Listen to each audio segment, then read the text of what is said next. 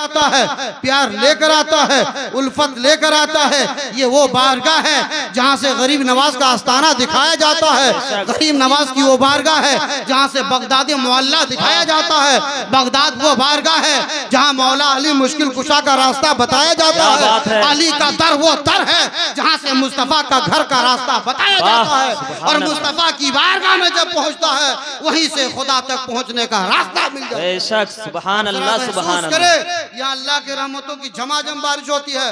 हाफिज कारी अकबर साहब तशरीफ रखते हैं। मौलाना कमाल साहब पतल चपड़ी का नाम इमाम साहब है। ये ना तो तकरीर से मगन हो रहे थे, महसूस हो रहे थे। आप सोचे होंगे बड़े अच्छे इन्हीं का पावर चलता है। बात सही है, जहाँ अल्लाह वाला होता है हजरत वहाँ अल्लाह वालों का पावर चलता है।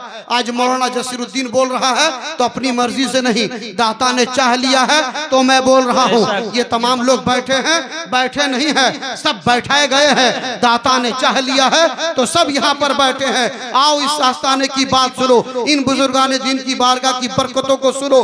कसम खुदा की ऐसी बारगाह है, अगर मोहब्बतों से आओगे माला माल हो जाओगे, बीमार आओगे तो शिफा पाकर जाओगे, नंगड़ा होकर आओगे तो चलते हुए जाओगे। ऐसी बारगाह है। हजरत मौलाना कमाल साहब जो नवाज रहे थे, आप देख रहे, देखने में बड़ा छोटा है, ये तकरीर करके पसीना पसीना हो गए, परेशान हो गए, इनका पसीना आने लगा। एक पत्थर चपड़ी का नौजवान करीब आता है कि मेरा नाइब इमाम है, मोहब्बतों के साथ एक पंखा लेकर करीब आ जाता है। मौलाना कमाल को पंखा झलने लगता है, हवा इनको लगने लगती है, धीरे धीरे सुकून मिलने लगता है, पसीना सूखने लगता है। मैंने गौर किया मामला क्या है। मौलाना कमाल का ये कौन दीवाना है, क्या ये मेरा दोस्त है, मेरा मुक्तदी है। अब मेरा पसीना आ गया तकरीर के दौरान, मैं महसूस करने लगा मैं दुमका से आया हूँ, अब मेरा पसीना का हाल क्या होगा। मैं किससे कहूँ मुझे पंखा झिले, मैं किससे कहूँ मुझे हवा दे दे, कौन है जो मुझे सुकून पहुंचाए। मैंने सोचा अगर कहूंगा हो सकता है कोई लड़का इनकार कर दे। मैंने इत्मीनान से हरबा इस्तेमाल किया,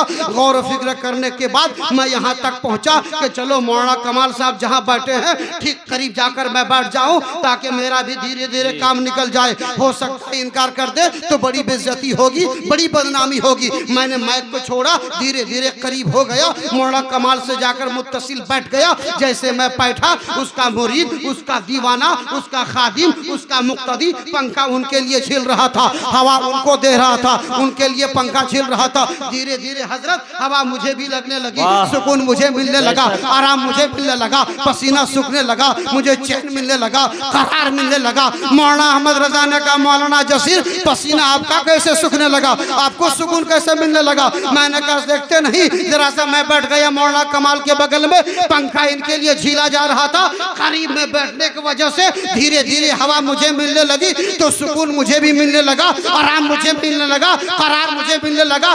बिला तमसील मौलाना जसीरुद्दीन आपको बताना चाहता है, जब मैं मौलाना कमाल के करीब बैठा, पंखा इनके लिए झीला जा रहा था, हवा इनको दी जा रही थी, तो मुझे भी करार मिलने लगा, मुझे भी सुकून मिलने लगा। ये गुर्बत में बैठने का फायदा मुझे भी मिलने लगा।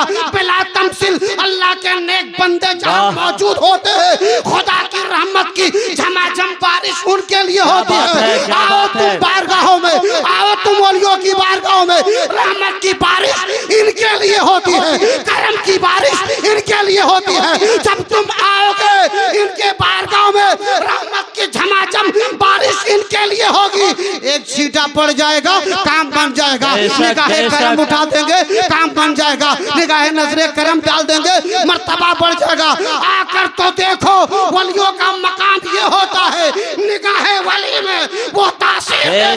क्या बात है, हजारों की तकदीर देखी। वाह सुभान अल्लाह, सुभान अल्लाह, बुजुर्गाने दिन की बात सुभान अल्लाह। देखे आपको मालूम होगा ये ऐसी बारगाह है जहाँ मोहब्बतों के साथ आना चाहिए, करीने के साथ आना चाहिए। आज जमाने में लोग मस्ती करने आते हैं, मार्केटिंग करने आते हैं, लेकिन बुजुर्गों की बारगाह में मोहब्बतों के साथ आओगे ईमान की हिफाजत हो जाएगी, अकीदे की सब हिफाजत हो जाएगी, तेरे आमाल बच जाएंगे। ये अल्लाह वाले जितने रुए जमीन पर आराम फरमा है ये मामूली चीज नहीं है, ये हमारे ईमान की हिफाजत करते हैं, ये हमारे ईमान की सलामती के लिए बिल्कुल हर जगह मौजूद है। आज जमाने में बहुत सारे लोग हैं, ये शामियाने का इंतजाम है कि शबनम से बचा जाए, ये पंडाल का इंतजाम है कि शबनमों से बचा जाए, ये सारी चीजों का इंतजाम है किसी से बचा जाए। ऐ मिल्लत के नौजवानों, इस दौर ईमान पर या बहुत सारे ईमानों पर हमले किए जाते हैं। इस दौर में ईमान को बचाना चाहते हो तो एक रास्ता है, अहले बैत से जुड़ जाओ, अल्लाह के वलियों के करीब हो जाओ, तेरा ईमान सलामत नजर आएगा। सुभान अल्लाह, सुभान अल्लाह। तेरा ईमान मजबूत नजर आएगा। अल्लाह के नबी ने जाते जाते अल्लाह के नबी ने साथ फरमाया था कि तुम्हारे दरमियान दो भारी चीजें मैं छोड़े जा रहा हूँ, बेशक। एक कुरान, एक अहले बैत। बोलिए सुभान अल्लाह, सुभान अल्लाह। नबी ने ये नहीं फरमाया दो कीमती चीज, हजरत भारी चीज। अच्छा, भारी भारी समझते हैं आप लोग, लोहा बड़ा भारी होता है। नबी ने फरमाया दो भारी चीजें छोड़े जा रहा हूँ। आका ने यही नहीं फरमाया दो कीमती चीज मैं छोड़े जा रहा हूँ। कीमती समझते हैं ना, सोना बहुत कीमती है, हीरा बहुत कीमती है, लेकिन कीमती के बारे में नबी ने नहीं फरमाया भारी।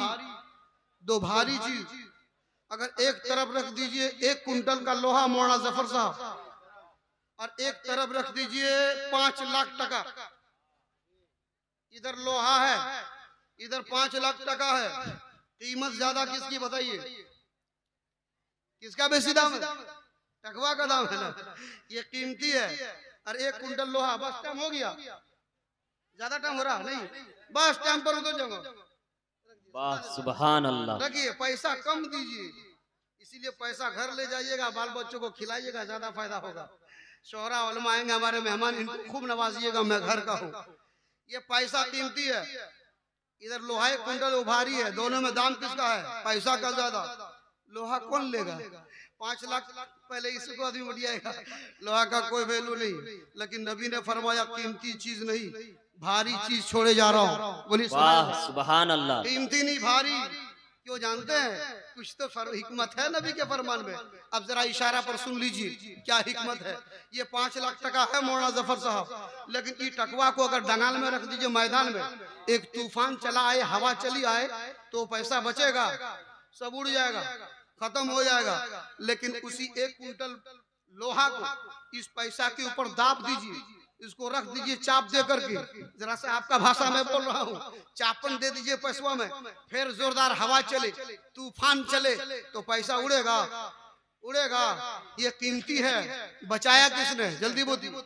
लोहा ने। अगर ये लोहा न होता तो हवा से ये बच सकता था, ये लोहा न होता तूफान से ये बच सकता था, ये लोहा न होता जालिमों से ये बच सकता था, ये लोहा न होता ये माल चाहे जितनी भी कीमती हो किसी काम का नहीं है। इसको बचाया है तो इसी लोहे ने।